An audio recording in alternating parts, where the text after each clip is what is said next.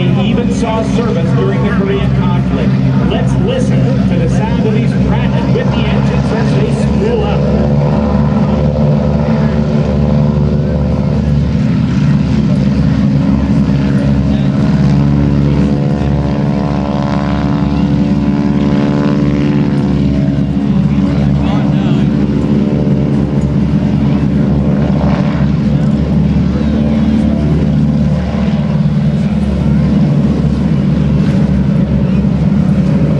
Ladies and gentlemen, I want to introduce all of you to the world-famous Skytypers.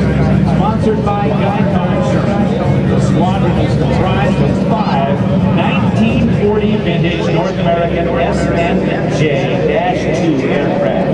These aircraft were built to train World War II military pilots to fly combat airplanes. GEICO, which stands for Government Employees Insurance Company, is there as well, allowing large numbers of aircraft to fly through the skies. The flight leader's at the front with his wingman and element flight leaders taking their positions around him. In the Delta Pass, ladies and gentlemen, stand by for the smoke as team leader Larry Arkin calls, "Smoke on, ready now." Here come the GEICO Skytypers.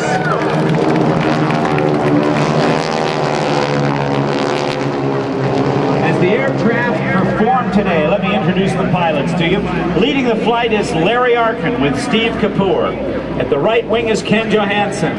The left wing is Rob Steele. The lead solo is Steve Salmers. And the wing solo is Tom Daly. We also want to recognize another key pilot, 2 other key pilots on our team, Jim Record and also Bob Johansson.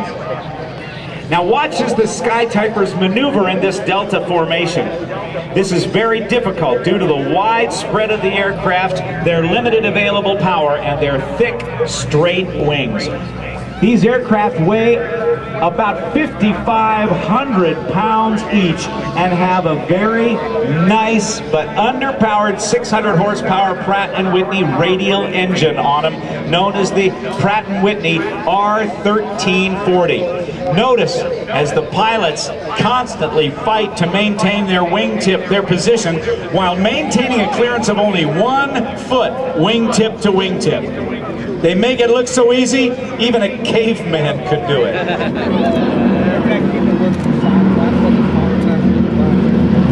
2, 3, 4.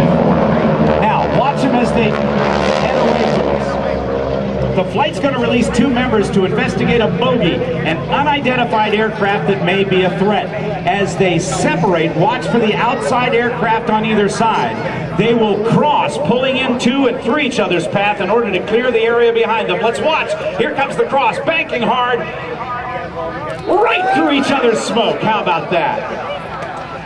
After identifying the threat as a bandit, the solos are now in position to demonstrate their next maneuver. The opposing solo 2 circle guns pass. When 2 aircraft engage in air-to-air maneuvering, they attempt to pass as close as possible to one another with 2 options. 1, maneuver for the advantage, or 2, escape to safety.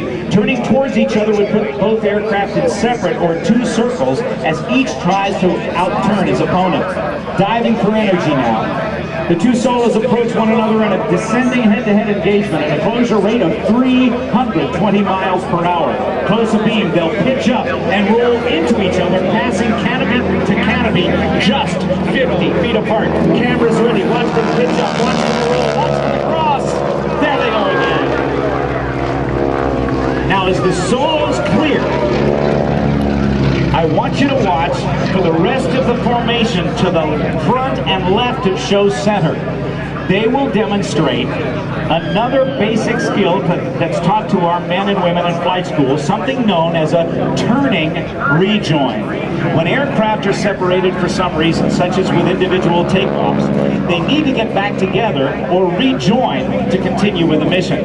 One method is for the lead aircraft to start a turn and have the other aircraft, as you see them approaching ahead and to the left, to turn by adding power and putting their nose in front of the lead to fly a shorter distance. The pilots must know where each other is and how to maneuver their aircraft to get on board as quickly and as safely as possible. Now let's watch as the GEICO Skytypers as they show you how all the formation teams, including the jets, accomplish a rejoin.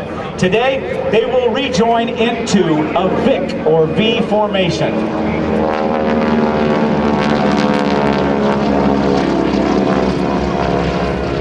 Now as they rejoin, the formation will treat you to a Victor S, or a snake pass.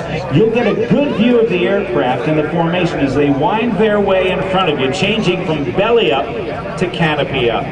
You know, flying these World War II aircraft requires an unusual set of skills.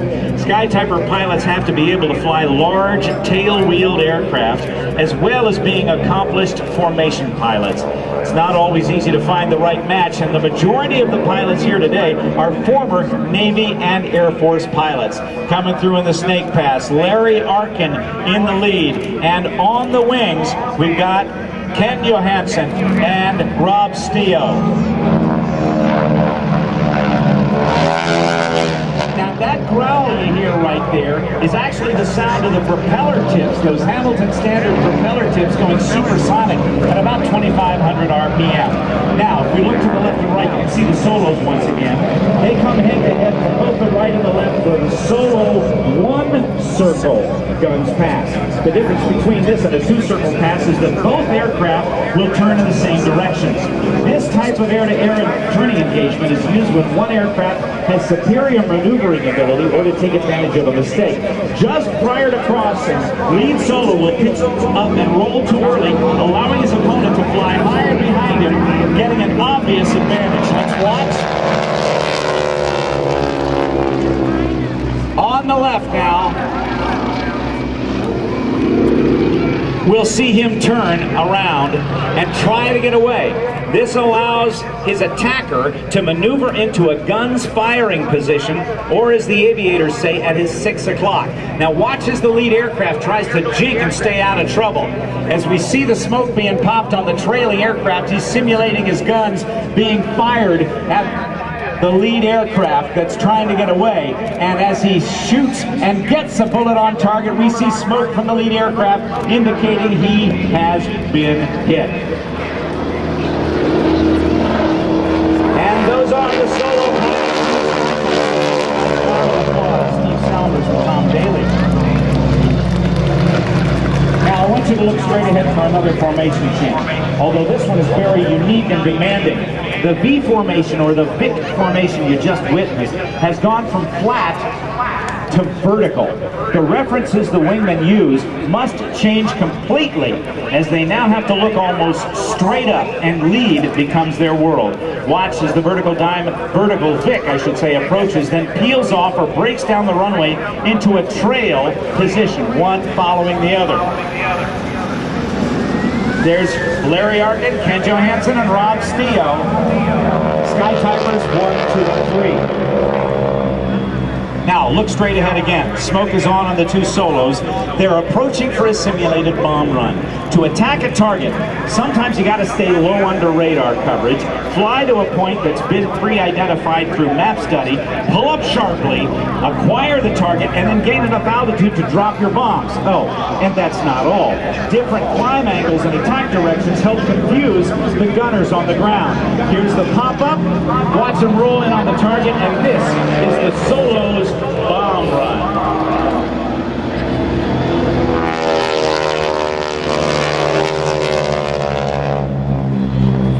The solos exit as a defensive team now, clearing their 6 and searching for the formation. In the military, a flight of 2 aircraft is the smallest element to fly. They provide mutual support for each other. Strafing attack on the same ground target the solos have just bombed. Here they come in that beautiful echelon or all to one side formation. This is called echelon left, and it's really hard on them as each bit of movement is magnified as it goes through the formation, and the GEICO Skytypers are holding their formation absolutely beautifully. These 5 World War doing a great GEICO demonstration for you today.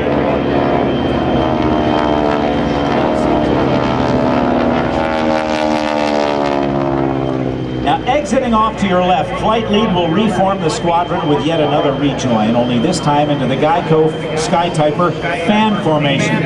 Today, these aircraft have taken on a new role of writing giant messages in the sky, which they call Sky. They approach at about 145 or 150 miles per hour, maneuvering towards center, towards show center. Stand by for Larry Arkin in that lead with Steve Kapoor running computers in the back. As they get ready to break, stand by for the smoke. Here it is, and here comes the GEICO Skytypers fan pass. Saluting the men and women of all the branches of our United States military.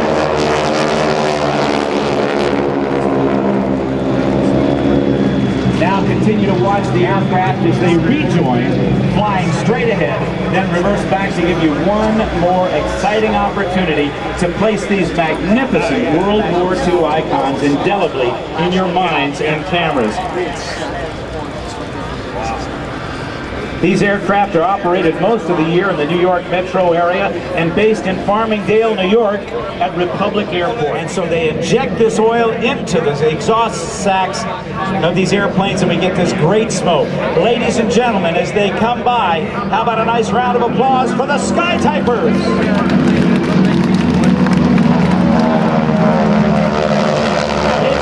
Larry Arkin, Ken Johansson, Rob Steele, Steve Salmers, and at number 5 smoke on Tom Bailey. They'll be bringing them into land. The advanced training.